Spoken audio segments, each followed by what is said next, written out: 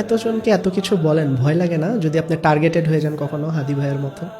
ভয় হলো একটা সংক্রামক ব্যাধি। এই পৃথিবীতে কি কারণে মানুষকে হলো দাস বানিয়ে রাখা হয়, মানে আমরা তো আশরাফুল মাখলুকাত, কিন্তু এই মানুষকে আবারই বলা হয়েছে বালহুম আদল, অর্থাৎ তারা চতুষ্পদ প্রাণী থেকেও আরো নিকৃষ্ট। আমি তো আল্লাহর বান্দা, আমি আল্লাহর কোরআন এবং আল্লাহতে বিশ্বাস করি। সেখানে বলেছে তিনটা জিনিস, অর্থাৎ ওলা নাবনু আল্লাহকুম বিষয় মিনাল খৌফ, খৌফ মানে ভয়, ওয়াল জুল ক্ষুদা, অর্থাৎ আমরা কেন ক্ষুধার কারণে তো যাই, যে ভাই ঠিক আছে গুলশান অফিসে যাই, ওখানে কিছু টাকা পাবো, মানে নিজের বাপ বলে আরেকজনের বাপ বানায় দিই।